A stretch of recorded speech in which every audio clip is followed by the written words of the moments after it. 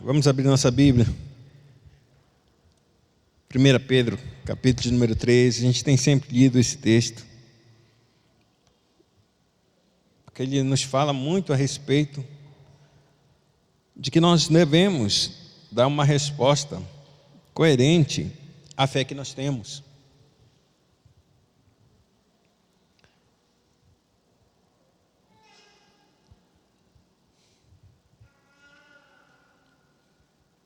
Primeira Pedro, capítulo de número 3, verso de número 15.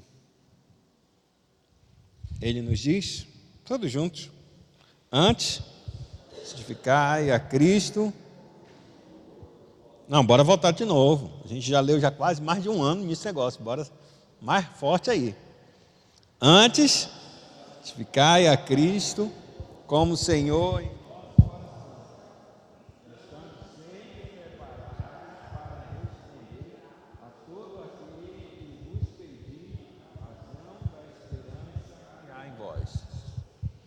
Então a gente tem que estar pronto para responder a razão da esperança que há em nós. E hoje a gente vai estar continuando o nosso estudo sobre o dia do Senhor. Para que a gente pudesse recapitular do sábado, ou foi domingo que eu falei? Eu não lembro. Foi domingo, não foi? Do domingo?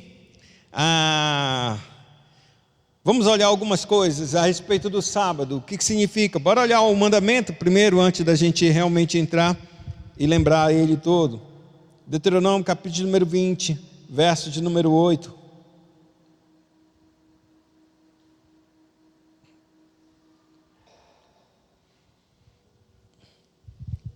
Diz claramente o texto: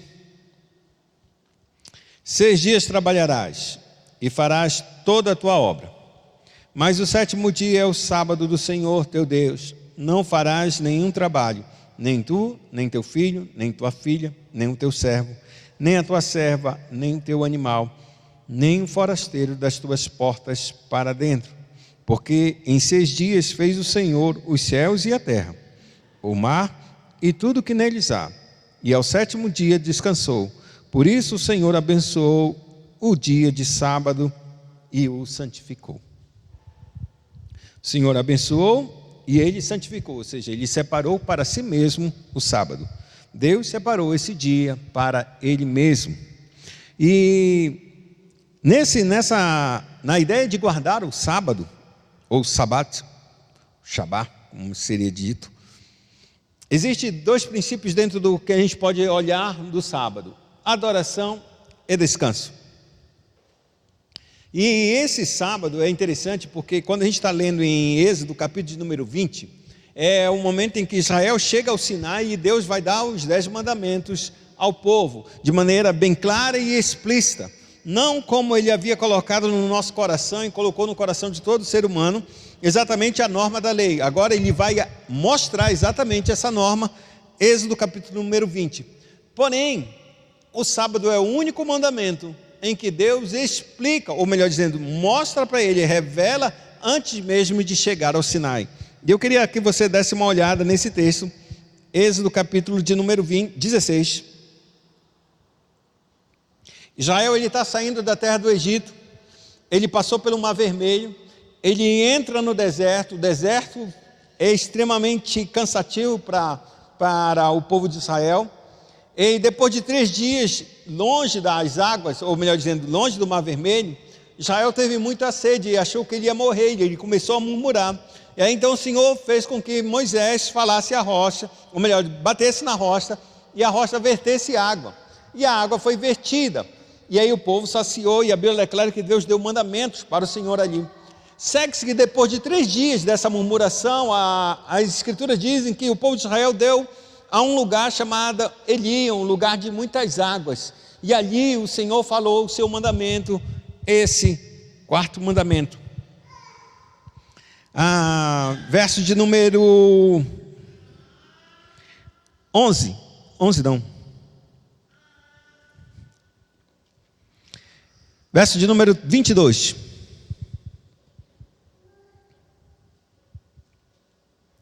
Ao 6º dia, colheram pão em dobro, 2 gomes para cada um, E os principais da congregação vieram e contaram-no a Moisés.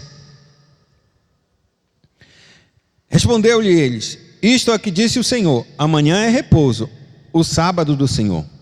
O que quiserdes cozer no forno, cozei-o, e o que quiserdes cozer em água, cozei-o em água.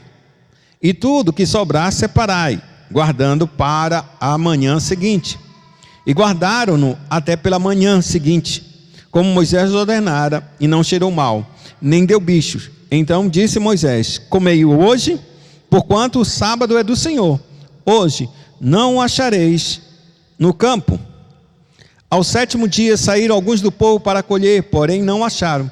Então disse o Senhor a Moisés: até quando recusareis guardar os meus mandamentos e a minha lei? Considerai que o Senhor vos deu o sábado. Por isso, ele no 6º dia vos dá pão para 2 dias.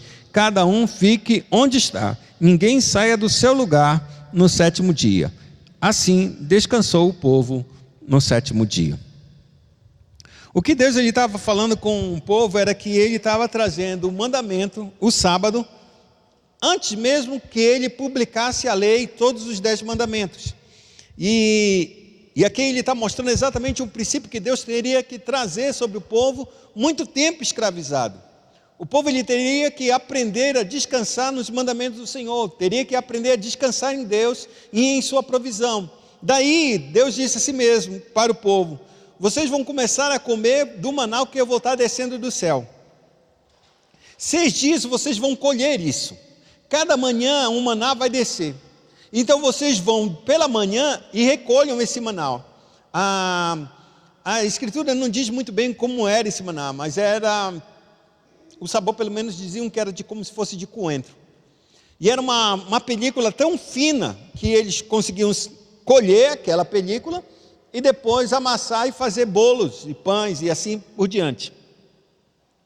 Só que ele era uma película tão fina que se o sol aquecesse, ela ia se desfazer. Então eles tinham que sair bem cedinho, logo depois do orvalho do deserto, eles iam e colhiam aquele maná. E não podiam colher tarde, tipo 7 horas da manhã, 8 horas, já não tem mais o orvalho e esse negócio seria desfeito.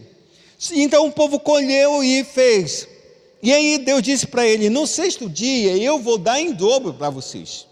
Porque agora eu estou dizendo para vocês que vai vir o sábado. E o sábado é para vocês descansarem.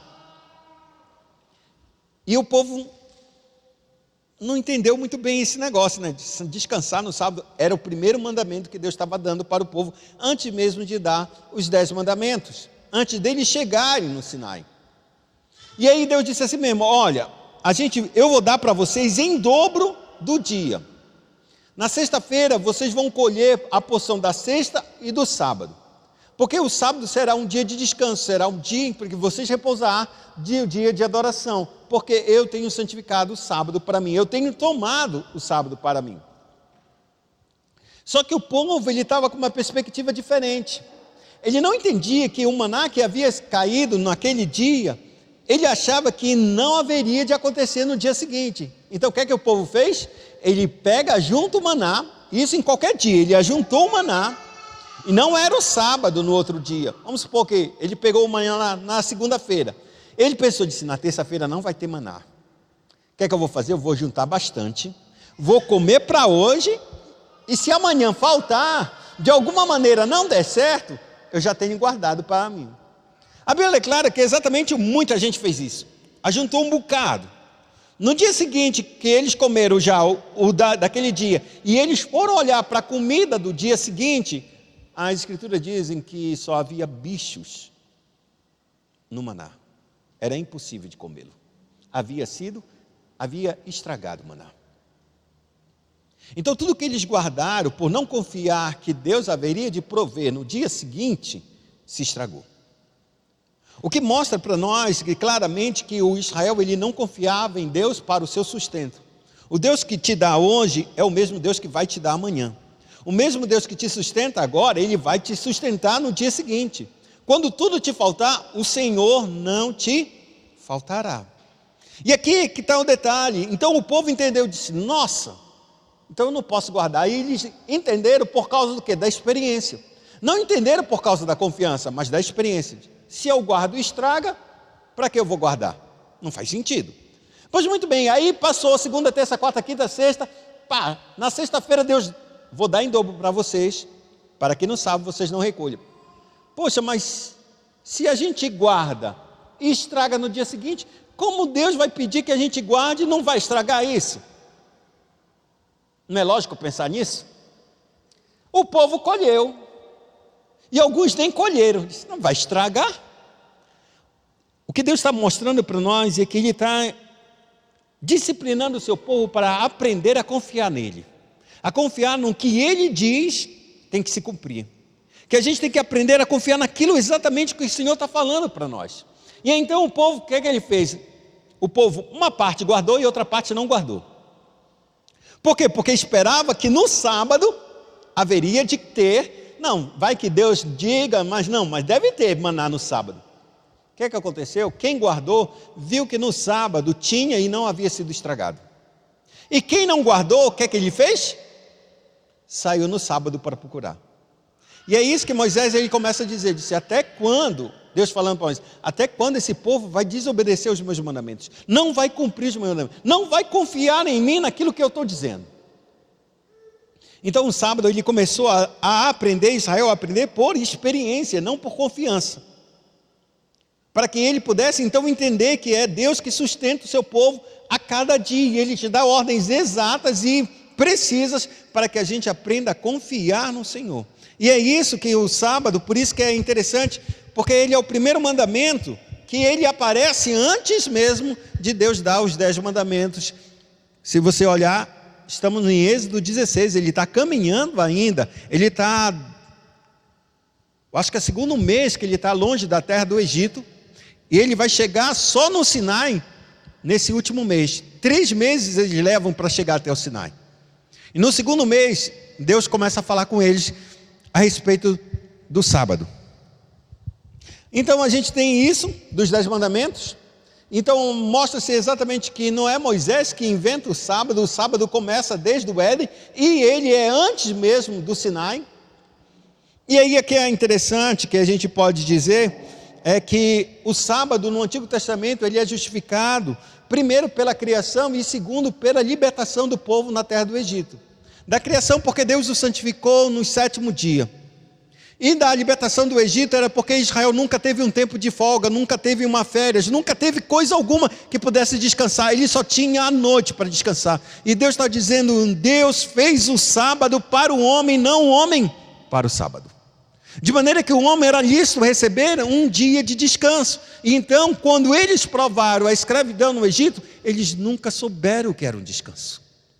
O descanso deles só era a noite, a vigília, para no dia seguinte continuar a trabalhar.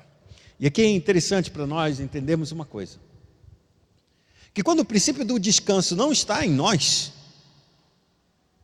significa que a gente ainda é um escravo. Quando o princípio do descanso não está em nós, mostra que nós ainda vivemos debaixo de uma escravidão. Nossa mentalidade ainda permanece como cativo, como um escravo, que não consegue confiar em Deus para o seu sustento, para a sua provisão. E se eu não confio, todo dia eu tenho que trabalhar, todo dia eu tenho que fazer, porque se eu não fizer, eu não tenho que comer. E é esse que é o ponto que Deus ele trabalha no descanso, que você tem que confiar no Senhor. Me dá o teu dia, me dá um dia, em 7 dias, me dá um dia, para que eu prove para ti, que esse dia que tu me dá, eu abençoo todos os outros 6. É a mesma coisa com dízimos e ofertas. A Bíblia declara que toda a nossa renda é do Senhor. É ou não é? É, Shirley? Toda a nossa renda é do Senhor? E os 10%? Também. Ele é todo. Mas Deus está pedindo 10% de todos os 100% nosso, que os 100% é dele. Ele está dizendo, me dá 10% em reconhecimento, para que você entenda que eu vou abençoar todos os teus 90% que eu estou te dando. Mas se eu não consigo perceber isso, eu tomo os 10% ou eu dou o que eu quiser, conforme eu desejo, porque eu não reconheço que é Deus que me dá todos os 100%. É Ele que me dá a saúde, é Ele que me dá a força, me dá o entendimento, me dá as oportunidades para me plantar, para me colher, ou para me trabalhar, seja no escritório, seja o que for, Ele é que me dá a força para eu adquirir as riquezas. E uma vez que Deus nos dá, e esse 100% é dele, porque quando Deus nos compra, Ele compra um escravo, e tudo que o escravo tem é do seu Senhor. Tudo que um escravo tem. Se o escravo tem um filho, aquele filho é do senhor do escravo. Se o escravo trabalha, o serviço dele é do Senhor. Tudo que o escravo tem pertence ao seu Senhor. E quando Deus nos resgatou, Ele nos resgatou para Ele, para o serviço dele e para Ele. De maneira que tudo que nós temos pertence ao Senhor. Por isso que o apóstolo Paulo ele diz uma coisa interessante. Agora que vocês são de Deus, os filhos de vocês são do Senhor. São santificados pelo Senhor. Ainda que um dos pais não seja crente. Mas por causa daquela mãe ou daquele pai, são santificados pelo Senhor. Por quê? Porque pertence ao Senhor.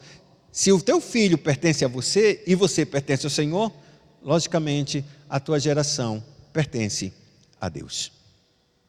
E aqui a gente consegue entender e avançar nesse texto, dizendo mais a respeito sobre o sábado. E isso é dentro de um sábado na perspectiva que a gente pode dizer do Antigo Testamento. Mas há coisas maiores que a gente pode ver a respeito do sábado.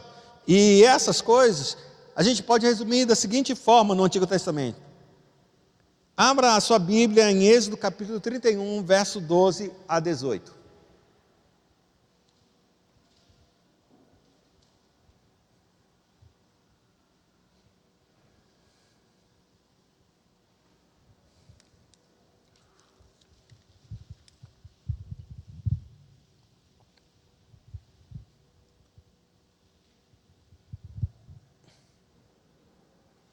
Êxodo 31, capítulo 12, verso 12. Quem achou pode ler.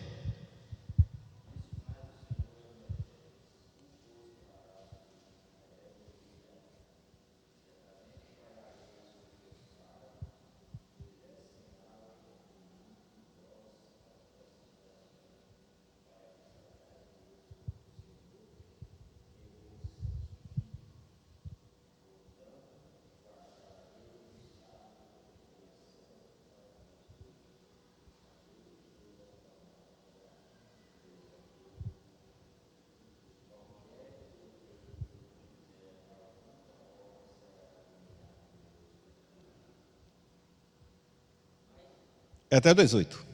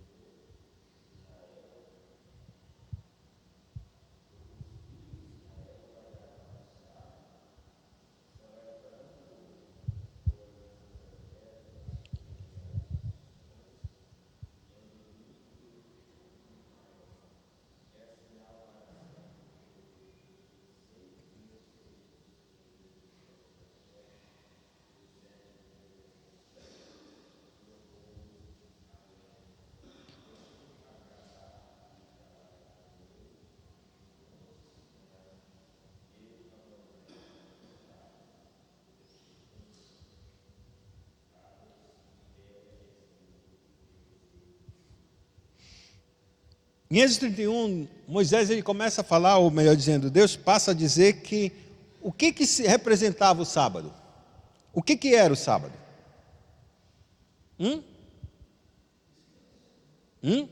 Não, segundo texto. Ele é o quê? Um sinal. Um sinal o quê? Da aliança entre ele e o povo de Israel. Isso é o que resume exatamente o sábado no Antigo Testamento. O sábado passa a ser um sinal da aliança entre Deus e o seu povo. De Israel numa aliança com as tábuas da lei. Essa aliança foi sendo proclamada e anunciada e lembrada todo sábado. No sábado, a santa convocação e a leitura das Escrituras para saber que o Senhor entregou os 10 mandamentos no Sinai e deu lei, estatutos e juízos para Israel. O sábado agora significava um sinal. Toda vez que chegava o sábado era uma lembrança clara. O sinal exatamente serve para isso. Para nós que somos cristãos, Eric, já viu um arco-íris no céu? Quando tu vê um arco-íris, o que tu pensas?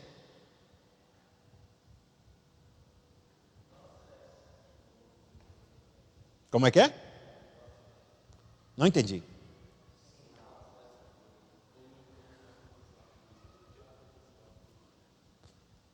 Repete de novo, que desculpa, eu não estou escutando.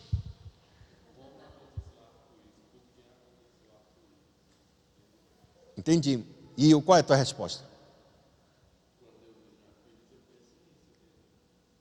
No quê? Não estou entendendo ainda. Como tu está... Ah, tu pensa como o arco-íris foi criado. Mas tu sabe o significado do arco-íris? Da aliança. E a aliança de quem? De Deus com quem? Com nós? Pode ser, mas com quem ele fez essa aliança? Com Noé. Toda vez que a gente olhasse para o arco-íris, a gente lembraria de quê? Que um dia o quê? Um dia houve um dilúvio, que Deus não haveria mais de destruir a terra por meio do dilúvio. O arco-íris, na verdade, quando a gente chama de arco-íris, na Escritura Sagrada, está apenas como um arco. E o que é um arco? Uma coisa é redonda, um arco. É um círculo, um arco, é? Viu o arco-íris no círculo? O que é um arco? É exatamente, um arco é um arco mesmo de guerra. Agora o arco de guerra, Deus disse que o quê? Ele não destruiria mais a terra por causa da maldade dos homens com água. O arco não é uma guerra? Não é para a guerra? Não é uma arma de guerra? Esse arco, se eu quiser te acertar, ele não tem que estar apontado para ti, nessa tua direção. O arco de Deus está apontado para a terra? Está para o céu. Significa dizer que Deus estava marcando um arco que ele não ia destruir mais a terra, mas ele haveria de ferir a si mesmo. A palavra de Deus, ele estava voltando para ele mesmo, mas estava usando de misericórdia para com o homem. E aqui eu queria mostrar uma coisa para vocês. Quando a gente olha o sinal do arco-íris, a gente lembra que o juízo de Deus um dia veio sobre esse mundo e que Deus não haveria de trazer de novo esse mesmo juízo. Era um sinal para que o homem lembrasse da misericórdia de Deus. Quando Deus está dando o sábado como sinal, era para que o homem novamente lembrasse dos mandamentos de Deus, de como Deus havia dado para ele, para que ele não se lembrasse mais do tempo da escravidão, do qual ele não tinha mais descanso, da qual ele só via sofrimento e dor. Trabalhava dia após dia, e ele não via o fruto do seu trabalho. O sábado é a lembrança clara de que Deus está dando sua bênção sobre todos os dias da semana e que o 7º dia seria o dia de descanso, para que eles entendessem que as suas obras em Deus são aprazíveis. A gente pode se alegrar. E aqui, por isso que a gente pode dizer que o resumo do sábado no Antigo Testamento é exatamente isso. Era um sinal claro, exatamente da graça de Deus sobre o povo, tirando eles de uma vida de escravidão, porque um escravo ele não tinha como descansar. E se ele tem um descanso, significa dizer que ele não é mais escravo. Há um Deus que é por eles. E esse dia, não somente de descanso, o sábado passou a ser um dia que ele era não somente para o homem, mas sobre toda a criação. Deus havia determinado que até a terra descansasse dos seus dias de trabalho. A cada 6 dias o homem trabalhava, a cada 6 anos o homem trabalhava no campo, arando, cuidando, fazendo qualquer coisa. No 7º ano, a Bíblia diz que Deus havia dado um descanso para a terra. E essa terra deveria descansar, ou seja, o homem não poderia semear, o homem não poderia plantar, o homem não poderia fazer coisa alguma no 7º ano. Tudo que nascesse do 7º ano, ele comeria. Aí o povo, numa terra que é só uma região agrícola, como é que eu não vou plantar o ano inteiro? A senhora já parou para pensar nisso, Nícia? Naná, já pensou um ano inteiro sem parar? Parou, geral, tu não vai plantar coisa alguma.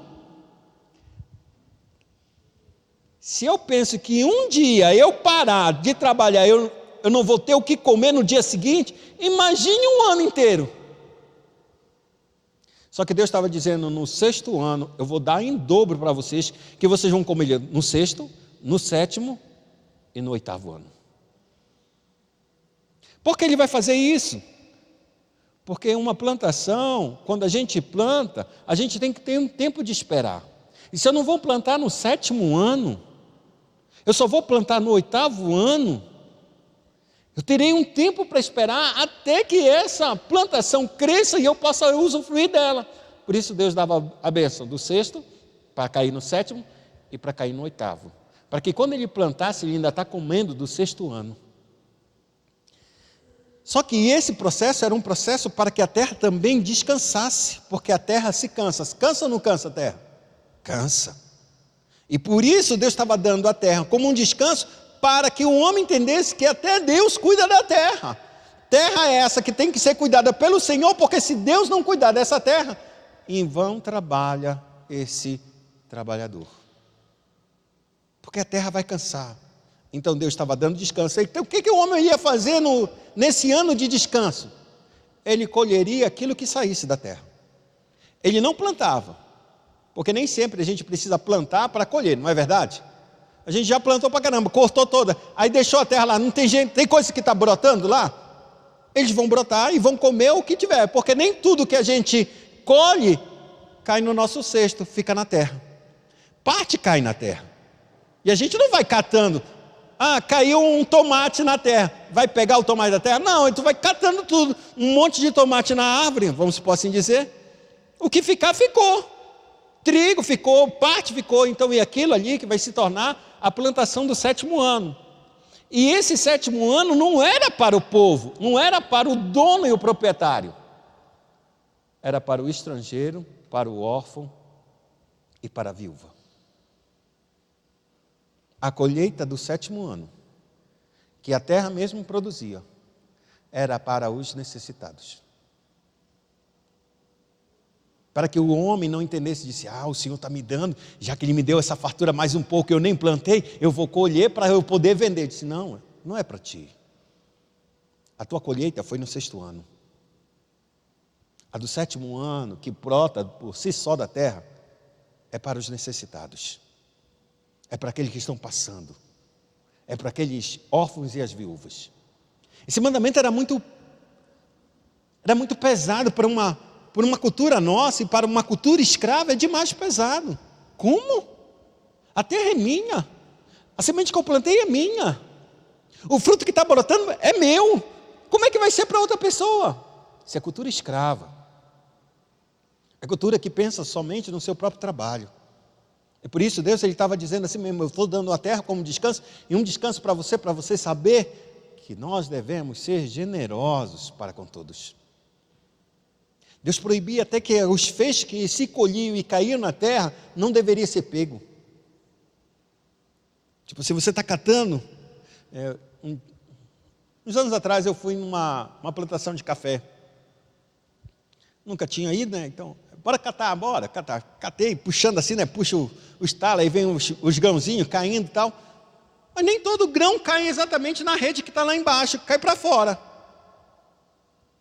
Me disse, os catadores baixavam lá para pegar. Não baixava não.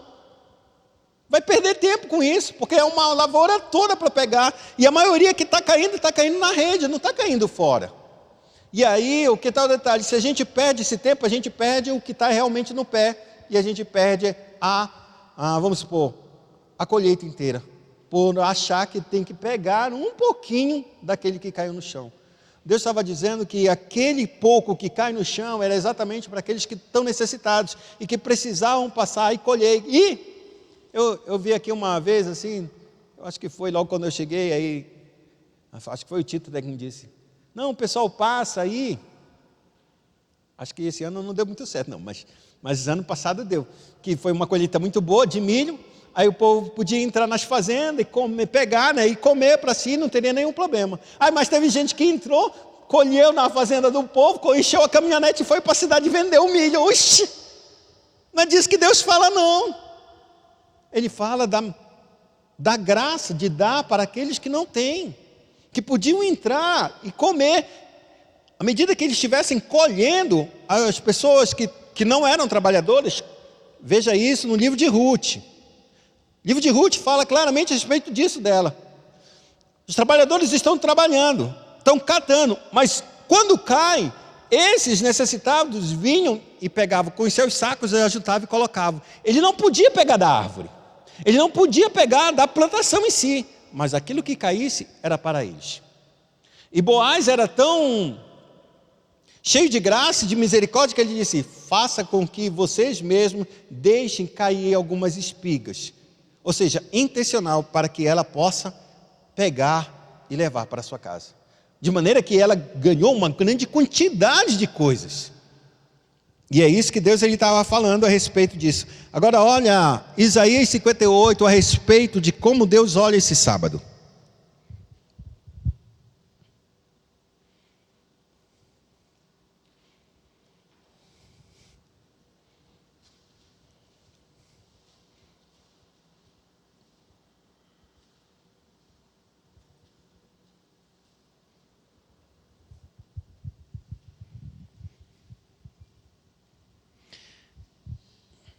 Isaías 58 diz, clama a plenos pulmões, não te detenhas, ergue a voz como a trombeta e anuncia ao meu povo a sua transgressão e à casa de Jacó os seus pecados. Deus vai começar a fazer uma prestação de conta com Israel, e a prestação é terrível. E a primeira coisa que ele vai dizer assim mesmo, você vai não falar de voz baixinha, você vai gritar a plenos pulmões, para que todo mundo saiba a miséria do pecado de Israel. E então ele diz, verso 2, mesmo neste sábado, mesmo neste estado, ainda me procuram, ou seja, eles estão em estado de pecado e estão procurando o Senhor. E dizem, me procuram dia a dia, têm prazer em saber os meus caminhos, como o povo que pratica a justiça e não deixa o direito do seu Deus. Perguntam-me pelos direitos da justiça, têm prazer em se chegar a Deus. Dizendo, por que jejuamos nós e tu não atentas para isso?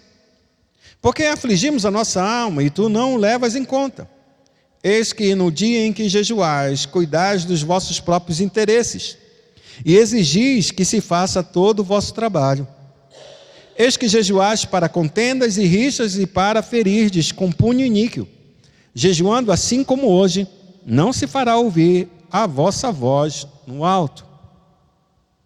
Seria este o jejum que escolhi, que o homem um dia aflige a sua alma, ou seja, não coma. Incline a sua cabeça como um junco, e estenda debaixo de si pano de saco e cinza, porque esse era o sinal de humilhação, de que está totalmente dependente de Deus. Então eles faziam isso, tiravam suas vestes, colocavam panos de saco, se vestiam com pano de saco e colocavam cinzas sobre a cabeça como um sinal de grande humilhação. E ele disse, chamarias tu a isto jejum e dia aceitável ao Senhor? Porventura não é este o jejum que escolhi? Que solte as ligaduras da impiedade, desfaça as ataduras da servidão, deixe livres os oprimidos e despedace todo o jugo? Porventura não é também que repartas o teu pão com o faminto e recolhas em casa os pobres desabrigados? E se vires o nu, o cubras e não te escondas do teu semelhante? O que Deus ele começa a dizer que O que adianta eu me afligir, jejuar e me humilhar diante de Deus se a prática da humilhação nada mais é do que um ato de misericórdia e graça para com aqueles que estão mais necessitados? Porque Israel, ele procurava saber a Deus, buscar os caminhos de Deus, se afligir diante de Deus quando ele se abstinha da justiça, da reta justiça de Deus. Então, como hipócritas, jejuavam e buscavam o direito e diziam: Senhor, tu não vai atentar para nós? Nós estamos jejuando. E ele disse: é isso que eu busco? É isso que é um dia aprazível ao Senhor? E aí então ele termina e diz: então romperá a tua luz como a alva, e a tua cura brotará sem detença. A tua justiça irá diante de ti, e a glória do Senhor será a tua retaguarda. Então clamarás, e o Senhor te responderá, gritarás por socorro, e Ele te dirá: eis-me aqui. Se tirares do meio de ti o jugo, o dedo que ameaça, o falar injurioso, se abrires a tua alma ao faminto e fartares a alma aflita, então a tua luz nascerá nas trevas, e a escuridão será como o meio-dia. O Senhor te guiará continuamente, fartará a tua alma em lugares áridos, e fortificará os teus ossos. Serás como um jardim regado e como um manancial cujas águas jamais faltam. Os teus filhos edificarão as antigas ruínas, levantarás o fundamento de muitas gerações, e serás chamado reparador de brechas e restaurador de veredas, para que o país se torne habitável. Se desviares o pé de profanar o sábado e de cuidar dos teus próprios interesses no meu santo dia, se chamares o sábado de deleitoso e santo dia do Senhor, digno de honra, e o honrares não seguindo os teus caminhos, pretendendo fazer a tua própria vontade, nem falando palavras vãs, então te deleitarás no Senhor, e eu te farei cavalgar sobre os altos da terra, e te sustentarei com a herança de Jacó teu pai, porque a boca do Senhor o disse. O resultado disso é de que quando a gente começasse a praticar a justiça, de fato o que Deus deseja, a gente olharia para o sábado como um dia de descanso, um dia deleitável, como um dia prazeroso ao Senhor, e não um dia de pesar. Mas era isso que Israel pensava: esse dia eu não vou trabalhar, não vou ganhar dinheiro, não vou fazer isso, não vou fazer aquilo. Ou seja, ele fazia aquilo que ele queria no seu sábado, porque o sábado ele considerava que era dele. Se a gente olhar mais, ele diz claramente que o sábado se tornou isso. Mas agora, quando a gente olha no Novo Testamento, quando Deus ele entra no Novo Testamento, o quarto mandamento começa a ter uma nova conotação. E Jesus ele guarda o sábado. Isso é bem claro, porque a Bíblia é clara que Jesus não veio abolir a lei, mas veio cumpri-la. Mateus 5, 17 e 18, ele diz claramente: não pense que eu vim revogar a lei, mas vim cumpri-la. Não vai deixar nenhum tio além, ou a quem. Eu vim cumprir integralmente a lei. E agora, só que Jesus ele vai começar a mostrar para o povo de Israel que o sábado, da forma como eles estavam guardando, ou tentando guardar, tentando cumpri-lo, era totalmente diferente daquilo realmente que Deus propôs para Israel. Porque o sábado, lembre-se, o sábado se tornou um sinal. O povo de Israel foi para a terra do exílio. E um dos juízos de Deus, porque Israel foi para o exílio, era porque no dia em que caía no 7º ano, todo ano, que a terra deveria parar do seu cultivo, Israel não parava, ele cultivava. E ele ficou cultivando, não aguardando o 7º ano de descanso da terra. E nem tampouco guardou o ano do jubileu. O ano do jubileu é a cada 50 anos, ou seja, a cada 7 ciclos de 7 anos da terra, o povo tinha um ano de jubileu, onde todas as dívidas eram perdoadas. No 50º ano, ou seja, cada 50 anos, o povo era perdoado de todas as suas dívidas. Se eu tinha a minha terra, e por alguma forma teve um desastre, teve um acidente, eu não fui muito bem, eu perdi minha terra, me tornei um escravo, fui vendido, e a minha terra, ela é minha. Não tinha como ser mudada. Mas eu podia vender a minha terra. E podia vender minha terra por um período de tempo. Ou seja, era como se alguém chama aqui, como é que chama aquele negócio? Que a gente ia fazer no São Jorge? Combinado, né? É, acomodado. Era mais ou menos isso. A terra pertencia a mim por lei do Senhor, e eu não podia vendê-la, mas eu podia fazer o que a gente chama de comodado aqui, seria essa a palavra, em que a terra ainda é minha, mas por aquele período de tempo seria passada por outro. Mas quando chegasse no ano 50, ou seja, a cada 50 anos, acabava, a terra voltava para o seu antigo dono, o seu dono original, vamos colocar assim dizer. Quando a terra chegava para o dono original, agora presta atenção, o senhor da terra, aquele cara que estava lá, tinha conquistado aquela terra, ou seja, comprado aquela terra, e aquele homem se tornou escravo dele, chegou no ano 50. Aí vamos supor que o Naná é meu escravo. A fazenda dele é toda minha agora, mas é dele. Mas ele me vendeu porque ele passou mal, essas coisas tudinho, deu o desastre para ele, ele não tinha como pagar as dívidas, a terra foi vendida, ele e sua família, agora ele é meu escravo. Chegou o ano 50, quem está esperando o ano 50, ele ou eu? É ele, porque no ano que chegar a 50, ele disse, agora eu vou devolver a minha terra, e eu vou ter de novo o que é meu, e eu vou começar. Só que ele não tem dinheiro, ele não tem força, ele não tem nada. Ele só tem a palavra de Deus e sua promessa. Eu que tenho todos os recursos, e ele está na minha mão, se eu liberar, a fazenda do Naná é muito boa, eu vou liberar para ele? Não vou nada não. O que acontecia? O povo não libertava os seus irmãos, de maneira que Naná se tornava escravo para sempre de mim. E Deus viu isso. A Bíblia declara que um dos juízos para que Israel fosse para a terra para o exílio da Babilônia, foi porque a terra não descansou. E ele ia passar 70 anos na terra por causa de cada um dos 7 anos que a terra não descansou. Ou seja, cada 10 foi multiplicado 70. 7 vezes 10, 70 anos. Porque foram 7 longos sábados, ou 7 anos que Israel não cumpriu. Quando estava perto de ir para o exílio, chamaram os Jeremias, disseram assim mesmo, Jeremias, está chegando o ano do jubileu. E o exército da Babilônia já estava próximo de chegar. E o povo estava com o coração duro, não queria libertar no ano do jubileu, devolver as terras para o povo e devolver os seus escravos, para eles serem livres novamente e continuarem suas vidas. Esses senhores tão ricos, eles disseram assim, não vamos devolver não. Então chamaram Jeremias, o profeta, em que todas as profecias dele estavam se cumprindo, e não tinha como negar que era verdadeiro. Então esse homem era o responsável para dizer o veredito. O que a gente faz? Para a gente se livrar dessa ameaça tão grande que está chegando contra nós. Ele disse, chegou o ano do jubileu? Devolvam.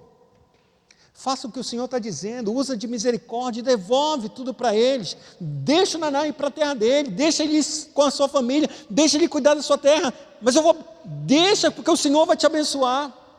Aí a Bíblia diz que o povo obedeceu-se a palavra do Senhor e liberou. Aí Naná foi embora para a casa dele. Foi para a fazendinha dele, estava feliz da vida. 2 ou 3 dias depois, o povo disse, negativo. Bora voltar tudo de novo. Aí ele voltou, pegou o Naná, tirou todo mundo de lá e voltou ele de novo como escravo. Porque ele tinha poder, aquele homem. E aí nesse ponto que Deus ele começa a dizer assim mesmo, porque vocês não me obedecem, eu vou levar vocês para o cativeiro, para vocês saberem o que é uma servidão. E aí levou Israel por 70 anos no cativeiro. Quando ele volta, o sinal do sábado se tornou extremamente forte no coração deles. De maneira que tudo o que acontecia, parava-se no sábado, parava-se tudo, amado, parava-se tudo. Nos dias de, quando Israel ele volta, nossos anos, nossos tempos modernos, quando Israel volta e se torna novamente nação no ano de 1948, e ele volta para a terra de Israel, eles voltam para a terra de Israel e então eles começam a lutar, eles começam a vencer, mas eles estavam guardando o sábado. Só que quando eles guardam o sábado, eles percebem que os inimigos invadiram Israel no sábado. E no sábado, como é que eu vou lutar? Se eu estou descansando. Aí eles entenderam que o princípio não deveria ser esse, que até no sábado o povo deveria lutar para vencer e para ter vida. É um tempo de vida, de luta, de se esforçar para fazer aquilo que é a vontade do Senhor. E aqui eu quero mostrar uma coisa para vocês. Quando o sábado ele volta do exílio, ou seja, a concepção do sábado é tão forte, que eles julgam coisas no sábado que não deveria acontecer. Não deveria acontecer. Nada deveria acontecer. Um descanso total, pleno. E isso se tornou o quê? Um legalismo. Então, quando Jesus ele vem, ele vai cumprir o sábado. Mas ele vai trazer ele dentro dos padrões que Deus estabeleceu para o sábado. E os padrões, abra aí, Marcos capítulo 2, verso 27. Outro abre em Lucas, outro abre em Marcos capítulo 3, versos de 1 a 6. E outro abre em Lucas 13, 12. Marcos 2, 27.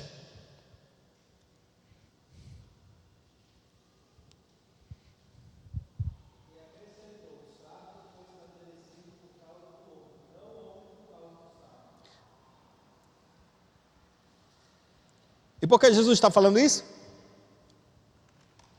Porque os discípulos saíram para comer espigas, colher espigas no dia de sábado. Os fariseus olharam isso e disseram: ei, me diz aí, por que teus discípulos não guardam o sábado?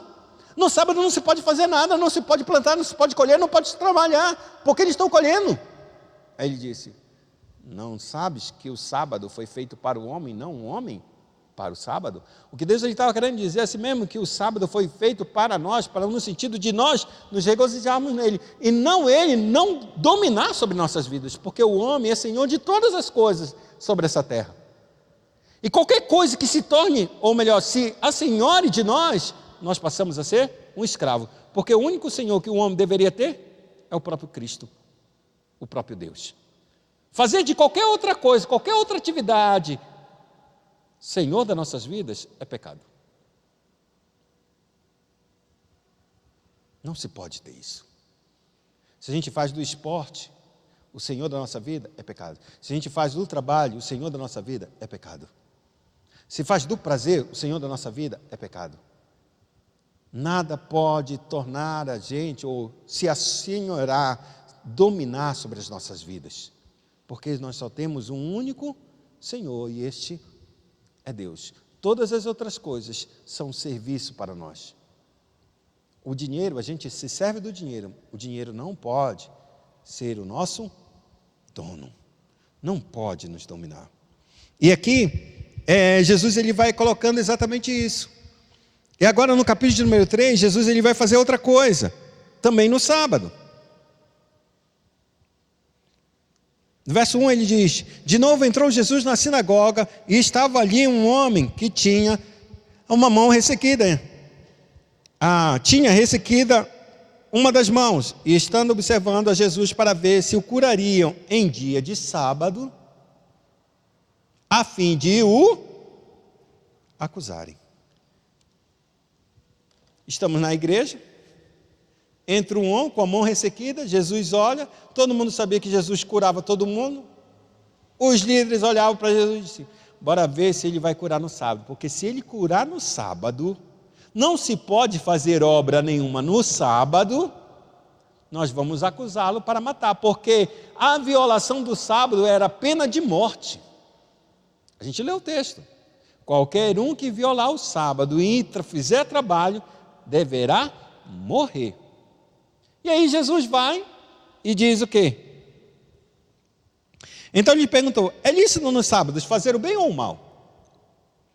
Salvar a vida ou tirá-la? Mas eles ficaram em silêncio. Olhando-os ao redor, indignando e condoído com a dureza do seu coração, disse ao homem: estenda a mão. Estendeu a mão e a mão lhe foi restaurada.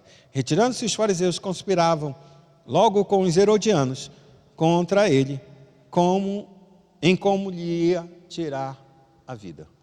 Ou seja, o sábado, Cristo ele traz a perspectiva que nós devemos fazer o bem e salvar, e não fazer o mal. Quando a gente chega em Lucas, agora eu quero que você abra a Bíblia, livro de Lucas, capítulo número 13, verso de número 12. Quem achou pode ler.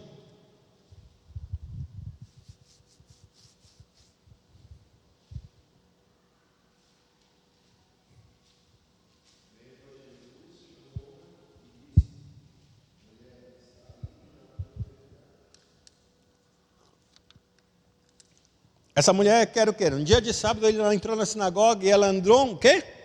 Encurvada. E ela estava encurvada, ou seja, com uma corcunda bem grande, por 18 anos. Não fazia exercício, não é não, Renato? Deve estar assim, encurvada. Quem mandou? Só ficava costurando, fazendo tear desse jeito. Quando percebeu, ficou encurvada. Não é isso? O que aí tu acha? Possível, não é não? Mas não é. A Bíblia diz que foi um espírito maligno que entrou nela. E entrou nela e ela encurvou. A Bíblia é clara que ela ficou por 18 anos encurvada. Todo mundo, ela entrava na igreja com um espírito de enfermidade na costa. E durante 18 anos ela ficou. Quando ela entrou, Jesus só colocou a mão sobre ela e disse: te endireita. E ela... Eles começaram a ridicularizar e tentar acusar Jesus. Vocês devem vir no sábado para ser curado. Não, vocês deveriam vir em todos os outros dias da semana. Vocês têm 6 dias.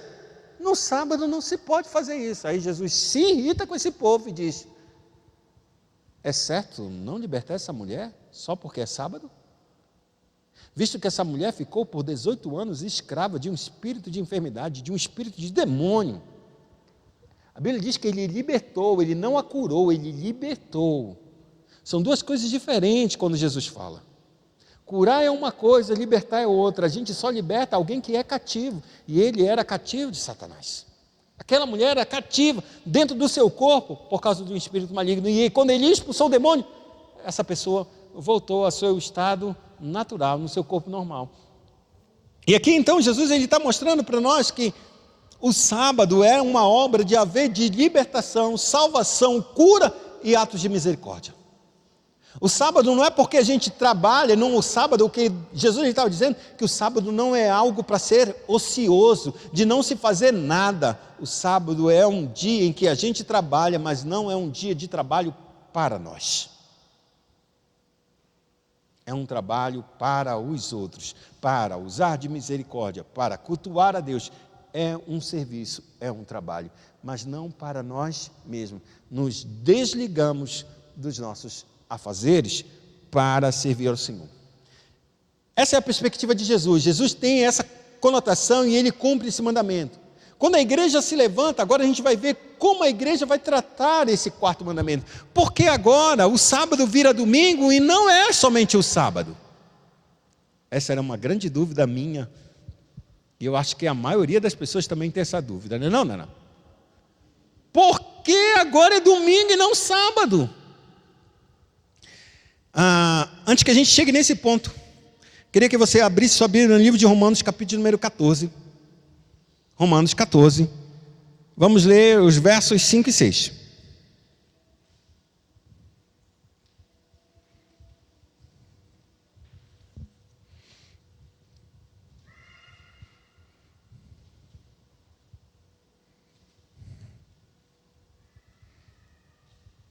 Romanos 14,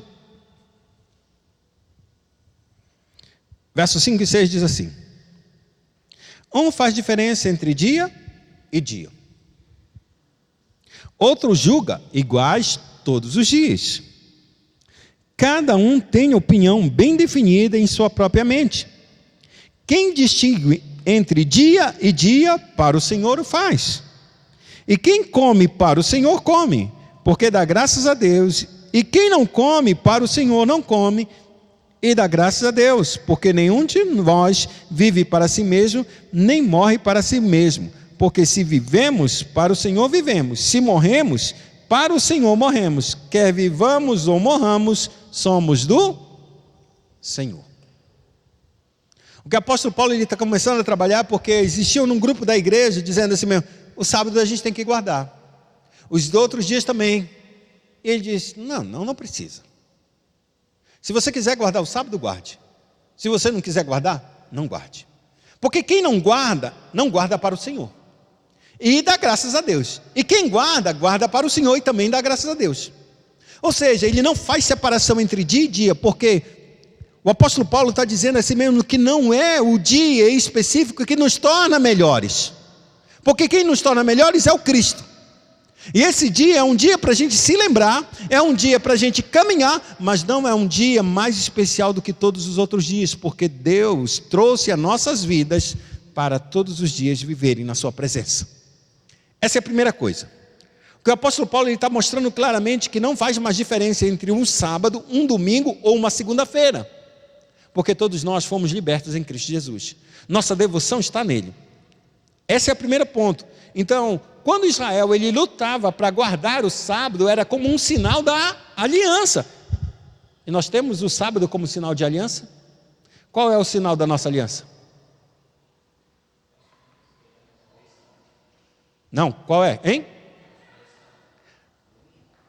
Qual é o sinal da aliança? Não é. É, mas não é. Qual é o sinal da nossa aliança? Ora, povo, vocês sabem?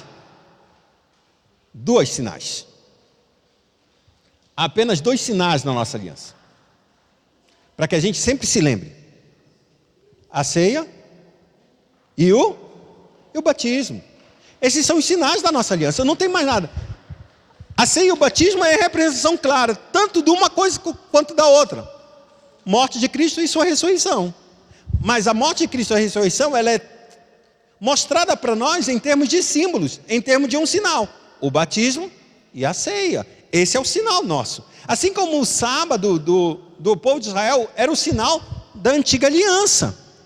Agora olha só o que vai acontecer conosco. É por isso que a gente não faz mais separação entre dia e dia. Porque o dia do sábado ou domingo, seja ele qual for, não é um sinal para nós. É isso que o apóstolo Paulo está trabalhando. Agora bora olhar em Colossenses capítulo de número 2, verso de número 13. 16 e 17, melhor dizendo. Colossenses capítulo número 2, verso 16 e 17.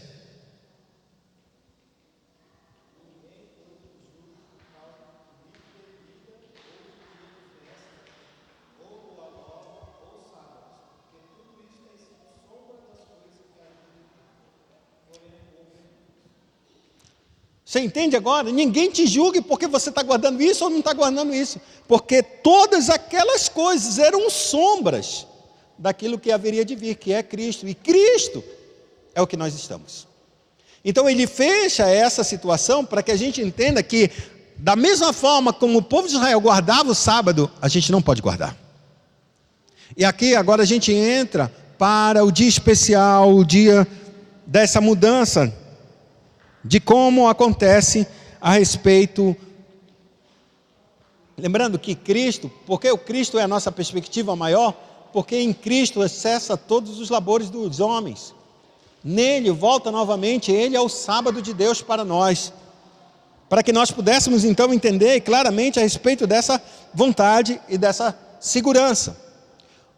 O fato agora da igreja mudar do sábado para domingo, ela tem muito a ver com a ressurreição de Cristo. Ou melhor dizendo, ela tem tudo a ver com a ressurreição de Cristo. Em João capítulo número 20, Marcos 16 e Lucas 24, em que eles narram a ressurreição de Cristo, diz que a ressurreição aconteceu do sábado. Ou seja, o sábado aconteceu, e em vez dele dizer no primeiro dia da semana, que é a tradução que se dá em todas as escrituras, assim, na maioria das escrituras, das Bíblias, na verdade ele estava dizendo que o sábado mais um do sábado. O sábado entrou no descanso, o sábado era descanso, e Cristo quando ressuscitou, ele ressuscitou um dia depois do sábado, ou seja, é um sábado mais um, ou seja, parece que entramos no sábado e continuou o descanso. Sábado é como se a gente olhasse para o nosso feriado e tivesse um feriado, vamos supor que domingo ninguém trabalhasse realmente, e na segunda-feira acontecesse um feriado. É como se a gente tivesse um domingo a mais. Quando Cristo ele ressuscita no domingo, a Escritura ela não aponta o domingo, não o primeiro dia da semana, mas ela aponta claramente um sábado a mais. Ou seja, que a partir de então entramos no verdadeiro sábado de Deus quando Cristo ressuscita. Por que ele vai dizer isso? Porque o dia do Senhor será um dia do juízo, correto? Será um dia em que Deus vai julgar todo o mal, todo o pecado e todas as coisas. Nesse dia vai cessar todo o mal. Nesse dia, a Bíblia declara que toda lágrima será enxuta. A morte não haverá mais. E então, naquele dia, será um pleno sábado. Por quê? Cessaremos de todas as obras que nós nos afatigamos nesse mundo tenebroso. Ou seja, entraremos realmente no descanso de Deus, no dia em que a gente irá só se alegrar, no dia em que a gente trabalhará com grande alegria. Tudo será em termos de grande descanso e regozijo. Por isso que quando Cristo ele ressuscita, as pessoas não dizem o primeiro dia da semana, ainda que seja o primeiro dia da semana, porque o Cristo é o nosso sábado. Cristo é o nosso sábado, é o nosso descanso. É a partir de então que a gente começa a descansar nele. Uma nova obra, ou seja, que a gente chama de o dia da recriação, quando Cristo ele começa a fazer nova todas as coisas. E aqui, olha o que o Atos, capítulo número 20, verso 7 diz. Abra aí sua Bíblia. E outro abre em 1 Coríntios, capítulo número 16, verso 1 e 2. Atos 27 e 1 Coríntios capítulo 16, verso 1 e 2.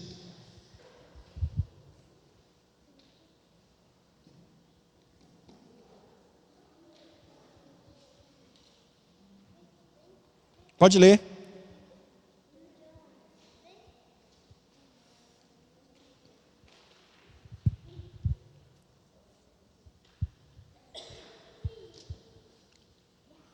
Quem achou pode ler.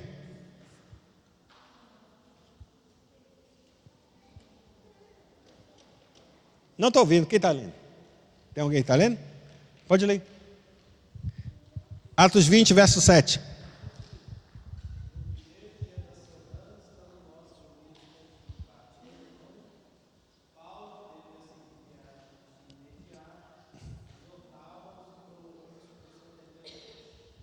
No primeiro dia da semana eles partiam um pão, eles não já estavam trabalhando mais no sábado, mas do sábado.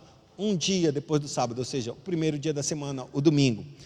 Atos 20, ou seja, a igreja começou a descansar no domingo. Porque o domingo era a representação do início da recriação de Deus. Um novo dia de Deus. A gente entrou no descanso, no sábado eterno do Senhor. 1 Coríntios capítulo 16, verso 1 e 2.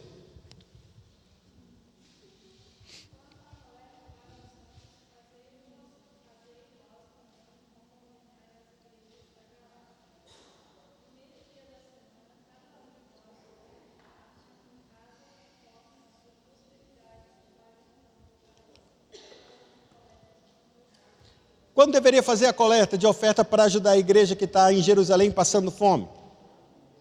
Primeiro dia da semana. Lembrando que o primeiro dia da semana é do sábado. Mais do sábado. Ou seja, eles estão entrando também no dia de descanso e guardando o sábado no dia de domingo. Porque não olhavam o domingo, mas olhavam o sábado eterno de Deus. Por isso as coisas que a igreja fazia, se fazia no domingo, nesse domingo. Não é que o mandamento mudou, é que o mandamento se tornou o sábado eterno para a igreja, a partir do domingo.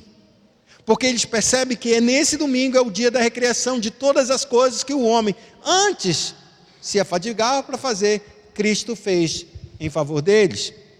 E isso acontece no livro de Apocalipse, quando João está na ilha do Patmos, ele diz claramente assim, capítulo 1, verso 10, diz assim: achei-me em espírito no dia do Senhor, e ouvi por detrás de mim grande voz como trombeta. Ou seja, o que o apóstolo João, ele é arrebatado e vai até o céu, ele vai no dia do Senhor, no sábado eterno do Senhor, no domingo, no primeiro dia da semana. O dia do Senhor se torna o domingo até nas Escrituras.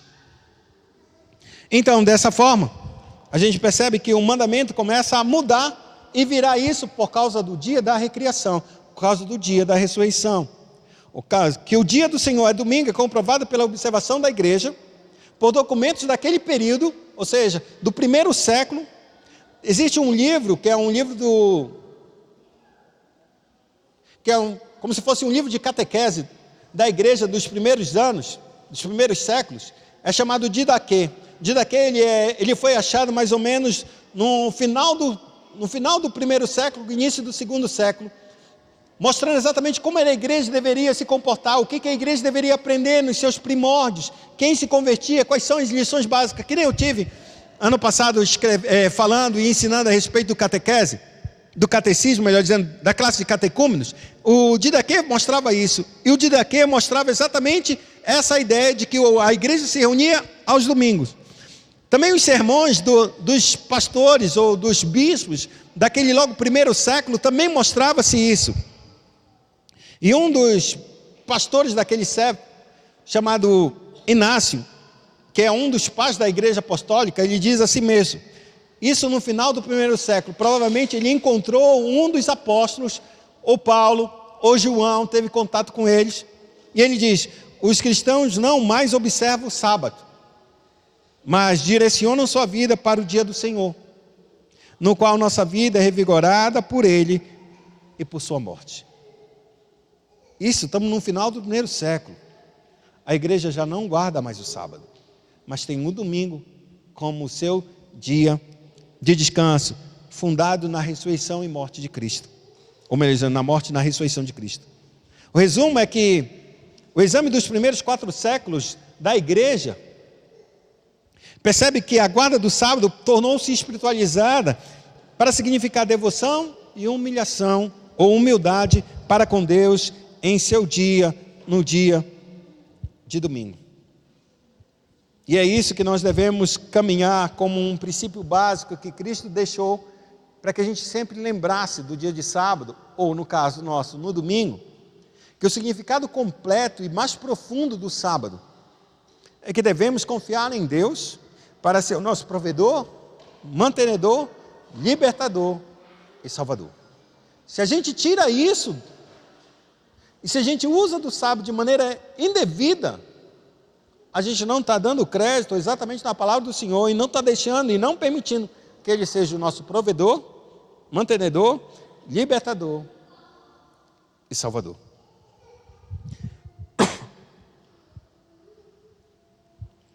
Eu queria que você lesse o meu último verso para a gente encerrar. Amós, capítulo de número 8, verso de número 5.